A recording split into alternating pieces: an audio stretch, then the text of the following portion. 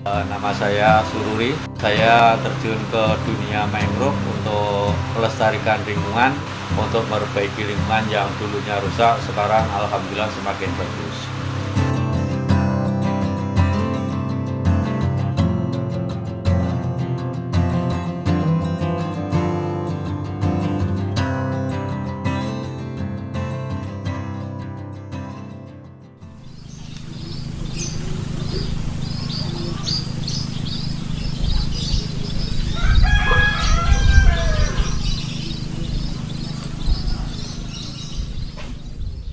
Perkenalkan, nama saya Sururi, umur 60 tahun. Saya terjun ke dunia mangrove untuk melestarikan lingkungan dari tahun 97. Saya nanam dari tahun itu, diawali dengan adanya abrasi yang begitu parah. Bismillah, kita berjuang untuk lingkungan, untuk memperbaiki lingkungan yang dulunya rusak, sekarang alhamdulillah semakin bagus. Di sini alhamdulillah abrasinya berhenti. Kalau mangrove ini nggak saya kerjakan lebih awal, maka di akhir-akhir ini kemungkinan besar abrasinya semuanya akan terjang kampung, akan menghabisi kampung ini, bahwa kampung ini akan habis.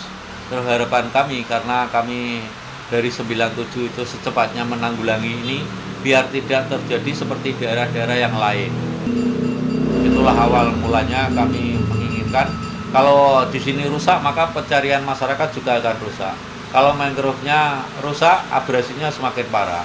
Kalau abrasinya nggak bisa dikendalikan dengan adanya mangrove itu, maka alternatif yang lain, penduduk sini pindah desa. Mulai tahun 97 lah mangrove mulai ada. Berarti di sini mangrove yang ada, tidak ada mangrove warisan nenek moyang. Semuanya mangrove baru. Baru itu dalam arti mulai ditanam, dengan adanya abrasi maka mangrove rusak.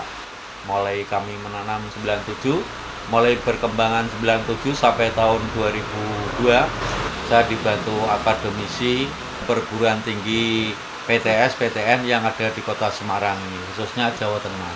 Maka dari dulunya yang mangrove-nya abrasinya begitu parah, sekarang sudah mulai ada sedimen. Sedimen itu ada pengendapan tanah, yang dulunya mangrove dari rumah saya jaraknya cuma 500 meter, sekarang menjadi 1.300, paling sedikit 1.200. Dengan adanya mangrove ini, dulunya diakibatkan dengan adanya abrasi yang begitu parah. Abrasi disebabkan karena ada penjorokan suatu perusahaan di sebelah barat maupun sebelah timur, maka tengah-tengahnya akan terjadi abrasi. Dengan adanya mangrove itu, setelah lebat semacam ini, mangrove di Kelurahan Mangunrejo bisa menghambat laju abrasi. Dua, menghambat pasang surut. Kalau terjadi pasang besar di sini alhamdulillah aman. Yang kedua, bahwa mangrove itu kalau sudah tumbuh bagus, bisa untuk bersarang dan bertelurnya ikan udang dan biota yang lain.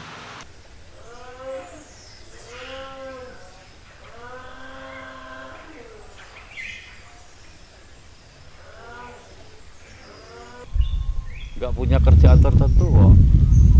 Kerjanya ya kalau malam cari kepiting, pulang. Kalau dapat ya anak makan, kalau nggak dapat ya susah. Tahun 94 paling parah. 1 kilo itu kepiting yang paling besar itu harganya masih 20.000.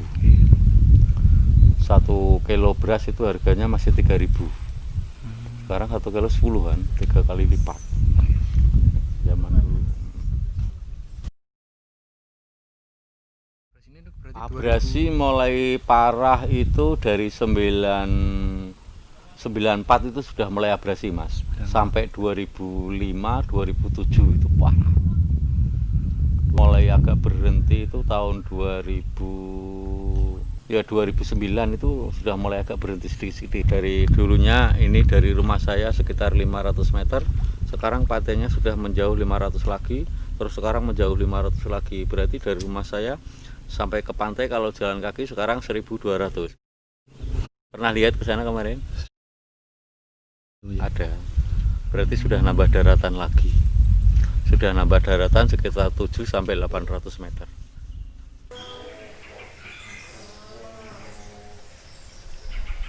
kami menginginkan adanya wisata untuk kehidupan ya semua bisa memanfaatkan hasil dan olahan mangrove yang ada di Kelurahan Mangunrejo.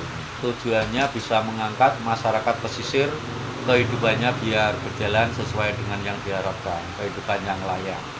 Terus kalau masih ada mahasiswa di Kota Semarang ini yang mau menanam, saya kira masih ada harapan untuk memperbaiki lingkungan khususnya Kota Semarang ini dan kelurahan kami. Dan spesies mangrove, alhamdulillah dulunya Rhizophora sama Avicennia, sekarang sudah ada Chilocarpus, Cereoptagal, ada tancang, ada namanya Bulguera rimorisa, dan ada mangrove-mangrove yang lain yang bisa hidup di Kelurahan Mangunrejo. Ada juga itu bisa saya buat bibit hampir 30.000 loh, terus saya sendiri punya modal 30. Berarti saya buat 60.000. Tapi yang berhasil cuma 10.000. Nah ini mati. Kelihatan ya. Ini nanti saya tata lagi gini. Saya tata terus. Ini tak tata gini nanti diisi lagi. Nah, ini kan ditancapkan tangannya kan masih basah, Mas. Nah, ini kalau gini ini kantong tertutup ini kan masih bisa 3 bulan. Kan ini kan masih ada hujan kan. Jadi masih memungkinkan nanam hidup. Nah, semua. Yang ngenten iki perlu nganu mboten, Mbak? Apa penyiraman? Airnya perlu. Ya, penyiraman perlu. Kalau terlalu keras, ini contohnya ini keras ya. Ini enggak terpakai. Ini enggak terpakai. Ini kalau masih gini enggak. Kalau ini bakal kita cari siraman yang keras-keras, yang warnanya agak keputih-putihan berarti keras ya. Ini contohnya air terus. Kalau ini kan sudah dinyatakan hidup karena apa sudah kelihatan mau muncul daun. Terus kalau kita cabut ininya kan ya sudah repot, Mas. Terus ini sudah ngakar ya. Nah, ini sudah ngakar ya. Ini sudah ngakar. Ya. Ini tancapkan lagi masih hidup. Ini sudah ngakar. Ini sudah 1 bulan. Terus 3 bulan itu baru daun 4. Nah, ini ditancapkan lagi masih hidup karena masih akarnya masih bersangkutan dengan ini. Ini panen saya perkirakan bulan Juni. Makanya saya harus kirim. Kalau ini nggak dikirim, berarti nanti diambil teman-teman. Nanti setelah puasa ini corona aja kalau nggak merajalela semacam ini sudah habis, Mas. Terus untuk cadangan besok bulan Juni, saya sebetulnya saya kejar untuk membibitkan ini secepatnya lah karena dengan adanya corona, maka akan saya tunda-tunda gitu loh, Mas. Ditunda-tunda kan biar tidak terlalu tua bibitnya gitu. Terus ini akan saya uji, saya pakai kejaru. Ini untuk media bisa ambil plastiknya, ini dikum, direndam sama air. Nanti untuk media tanam bisa ini hidup. Kertas rokok ini bisa hidup. Karena ini kompos segala ini kalau sudah digini sampai direndam banyu kan seperti tanah kan. Nah, cuma sedikit dikasih tanah. Ini gampang ngomongnya ini nanti untuk persiapan besok.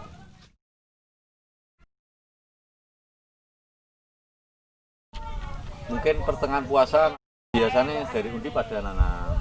Biasa layani. Puasa kemarin itu 2 kali nanam. Tapi kalau puasa tahun ini saya belum tahu loh. Terima kasih untuk tantangan kedepannya karena Semarang daerah industri ya. Semarang itu daerah industri, itu kan banyak menimbulkan limbah. Fungsi mangrove itu kan bisa menyerap limbah.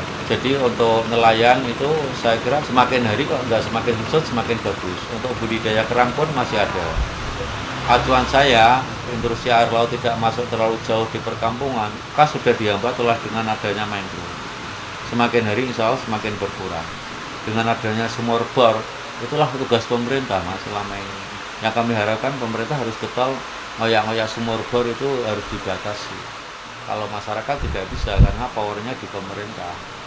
Kalau cuma untuk menekan, mengurangi abrasi, mengurangi intrusi air laut, mengurangi populasi yang hidup biota khususnya untuk daerah pelindungan biota yang ada di atas, termasuk burung. Di sini kalau sore beraneka macam burung sudah menempati pindah ke habitatnya. Alhamdulillah di sini masih bisa diselamatkan oleh penduduk setempat dan bisa dilindungi. Yang dulunya nelayan terlalu jauh melautnya sampai ke depan, sampai ke mil. Sekarang nggak mil hitungannya, 100 meter sudah banyak ikan dan bisa budidaya kerang. Itu andalannya. Kalau musim pailit dia ada budidaya kerang hijau. Di sini jumlahnya ratusan budidaya kerang hijau. Itulah hasil sampingan dari nelayan. Dulunya nggak bisa. Dulunya tidak ada burung yang menempati habitatnya di hutan mangrove. Sekarang banyak burung, macam-macam jenis burung yang menempati habitatnya di hutan mangrove. Termasuk biota yang ada di air, ikan udang, biawak dan lain-lain ada. Kalau masyarakat dulu itu banyak yang nggak peduli, nggak tahu mangrove itu apa, kegunaannya untuk apa, manfaatnya apa, banyak yang nggak tahu. Kami tidak putus asa, kami tunjukkan sebagaimana mestinya hasilnya, bahwa manfaat mangrove kampungnya tidak kena abrasi. Itulah tahunya masyarakat.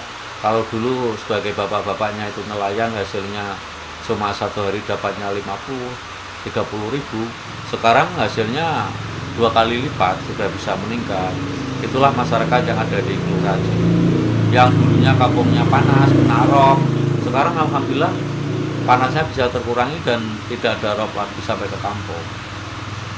Itulah manfaat mangrove. Yang dulunya masyarakat nggak punya penghasilan dari olahan mangrove, sekarang ada sebagian masyarakat, walaupun itu masih kecil, ada yang mengolah menjadi aneka makanan, menjadi batik mangrove dan lain-lain.